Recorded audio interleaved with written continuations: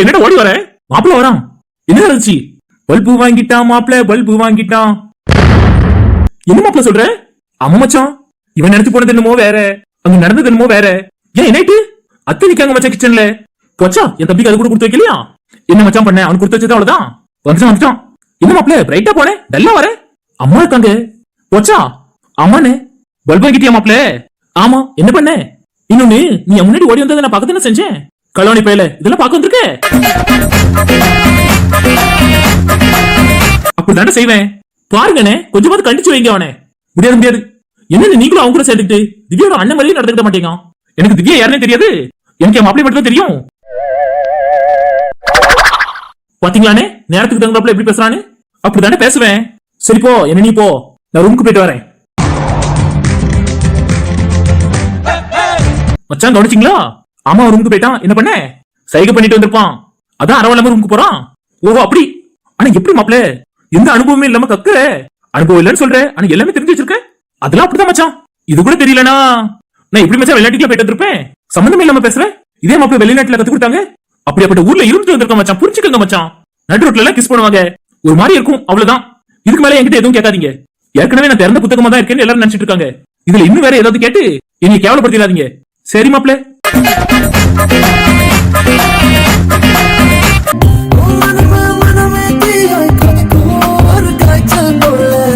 என்ன நான் அப்படி சொல்லிட்டு வந்துட்டேன், இன்னொரு கிட்டி போட்டு எடுத்துட்டு வரல? ஏன்டி என்னைய காக்க வைக்க? வர வர பார்த்து நீ பேசும் போதெல்லாம் நான் ஏங்க. என்ன கிட்டி? பார்த்தேன், அங்க வச்சிரு. சரி வச்சிருக்கேன், நீங்க குடிச்சிருங்க. ஆறதுக்குள்ள குடிச்சிருங்க, உங்ககிட்ட தான் சொல்றேன். அப்புறாணி உன்னை பார்த்து அம்மி வச்ச தேங்காய் சில்லானா செஞ்சு போட்டேன். என்ன சொன்னேன்? டீ ஆறதுக்குள்ள குடிச்சிருங்கன்னு சொன்னேன். சரி சரி உட்காரு. எனக்கு வேலை இருக்கு. இல்லன்னா மட்டும் உட்காந்து பேசிட்டு இருப்பியோ? டைம் கிடைக்கல. நெஞ்சோடு இழுக்கிற சொல்லோடு உரசுற ஹார்மோனில் கலக்குற சிலுக்க பத்திரிக்கை. இல்லனா பேசிட்டு இருப்பேன். என்ன பேசுவ? நீங்க கேக்குற கேள்விக்கு பதில் சொல்லுவேன். நான் என்ன கேள்வி கேட்பேன்? அது உங்களுக்கு தான் தெரியும். எப்போ எக்ஸாம்? டைம் டேபிள் இன்னும் வரல, சொல்றேன். சரி உட்காரு வா. எனக்கு வேலை இருக்கு, அத்தை கூப்பிட்டுருவாங்க.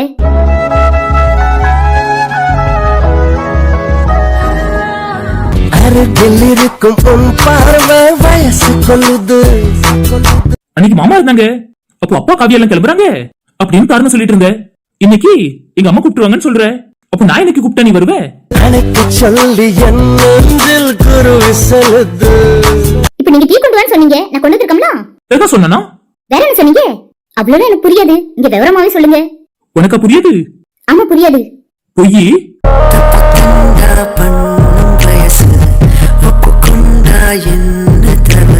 பொய்யில இதான் உண்மை, எனக்கு தெரியாது.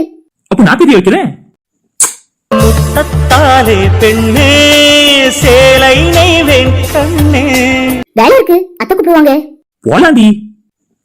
இச்சு இச்சு கண்ணத்துல கிச்சு கிச்சு எண்ணத்துல. நான் உனக்கு முத்து கொடுக்குறேன், உனக்கு ஒண்ணு தோணலையா திவ்யா? எனக்கு ஒண்ணு தோணல. ஏன் திவ்யா நீ இப்படி இருக்க? எதுவும் தெரியாத மாதிரி? எனக்கு எதுவும் தெரியாது. கம்மலிலே தொங்கி விடவா, அங்கேயே தங்கி விடவா. பொய்.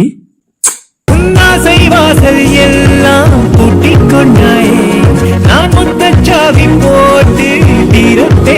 எப்படி வேணாலும் வச்சுக்கோங்க, ஆனா நான் போய் பேசல. உன் கண்ணம் தீண்டே கிடப்பேனே கிளியே. சரி போ. தேடல் வரும் பொழுது என் உணர்வுகளும் கலங்குதடி. மன்னிச்சிரு.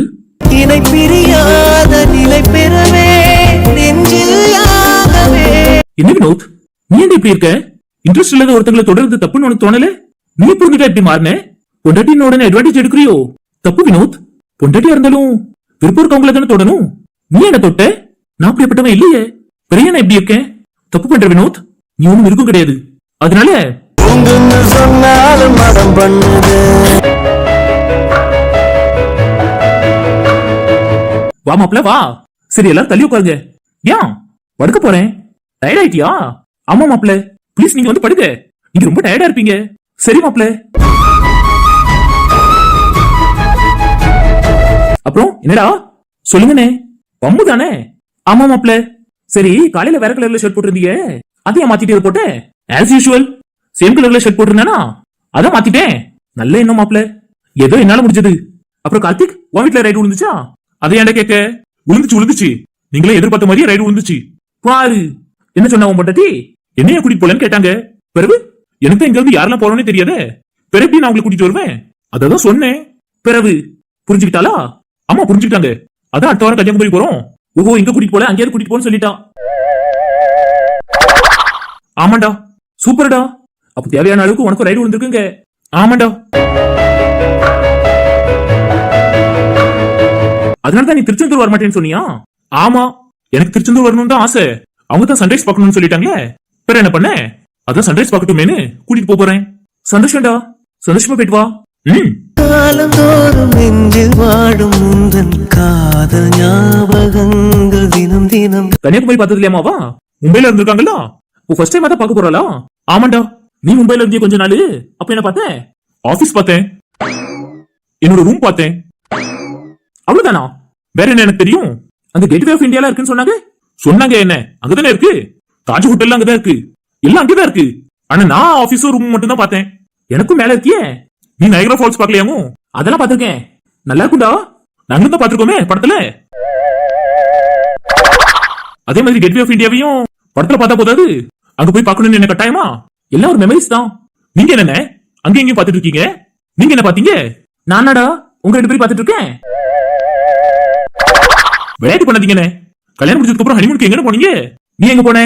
வீட்டுல இருந்தேன். அதே மாதிரி தான் நானும் வீட்டுல தான் இருந்தேன். நம்ம ஆளுங்களை எங்க மச்சா வெளியே போறாங்க?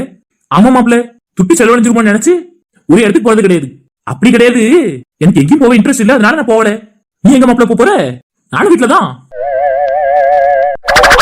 நானே ஒரு சொம்பு சோம்பேறி, என்னைய போய் வெளியே போக சொல்றீங்களா மச்சான்? போனேன்னா கல்யாணத்துக்கு முன்னாடி போய்கிட வேண்டியதான். இது ரொம்ப புதுசா இருக்க. முன்னாடியே ஒரு ரிஹர்சல் பாத்துக்கிடலாம் பாத்தீங்களா? அதனாலதான். களவாணி பேல சத்தியோட அண்ணன் கிட்டே இப்படி பேசுற. நீ இருந்துட்டு போங்க. நீ எங்க கார்த்தி போனேன்னு இருக்க? இனிமே எங்கடா போய்கிட்டு? 1 வருஷம் ஆக போது கல்யாணம் முடிச்சு, இப்போ போய் ஹனிமூன் போறத பத்தி பேசுற? ஸ்டார்ட் பண்ணலாம்ல? 1 வருஷம் ஆயிட்டு. குழந்தை குட்டிலாம் பாக்கணும்னு உனக்கு ஆசை இல்ல? குழந்தைக்கு மேல எனக்கு இன்ட்ரெஸ்ட் இல்ல. என்ன பொசுக்குன்னு இப்படி சொல்லிவிட்ட? என் அக்கா பையனே என்ன கொஞ்சம் மாட்டேன். உனக்கு பிள்ளை வந்தா நீ கொஞ்சம் தானே செய்வ. அது அப்போ பாத்துக்கோனே. இப்போ எதுக்கு நீங்க அதை பத்தி பேசுறீங்க? கல்யாணம் முடிச்சுக்கலாடா, அதுக்கு அடுத்த ஸ்டெப்புக்கு போக வேண்டாமா? போய்க்கலானே பொறுமையா. நல்ல பதில் பேசுறாங்களா? எனக்கு எப்படிலாம் இருக்கான் தெரியுமா? எப்படி இருக்கான்? ஹனிமூன் போறதுக்குன்னு பாஸ்போர்ட்ல எடுத்து வச்சிருக்கான். போறதுக்கு திவ்யாக்கு வேற எடுத்து கொடுத்துருக்கான். அம்மாவாடா தூங்கிட்டானே.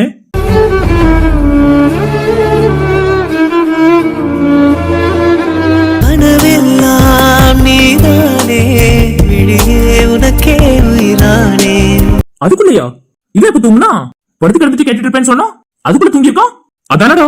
என்ன மச்சான் அன் டைம்ல தூக்கம் இவனுக்கு? சரி, அவன் தூங்கட்டும். அவங்க சாப்பிடல. அதுக்கு என்ன பண்ண? தூங்கிட்டானே. எழுப்புங்க. வினோத் எந்திரிடா. எழுப்பாத கார்த்திக், அவன் தூங்கட்டும். சாப்பிடலையே. அதுக்கு என்ன பண்ண? சரிண்ணே, நான் வீட்டுக்கு கிளம்புறேன். சரி கார்த்திக், போயிட்டு வரேன் கௌதம். சரி, போயிட்டு வரேன் திவ்யா. சரிண்ணே. சரி, நீ போமா, நாங்க சாப்பிட வரோம். அவங்க தூங்குறாம்ல? எழுப்பவே மாட்டேங்கிறீங்க. அவன் எந்திக்க மாட்டான். இன்னும் அவனை எழுப்பியும் வேஸ்ட் தானே, அதனால அவன் தூங்கட்டும். சாப்பிடாம படுத்தா நல்லது இல்ல. சாப்பிட்டு அவன் என்ன செய்ய போறான்? வேஸ்ட் தானே, அவன் இப்ப தூங்கட்டும். நாளைக்கு காலையில சாப்பிடுவான். சரி மாமா.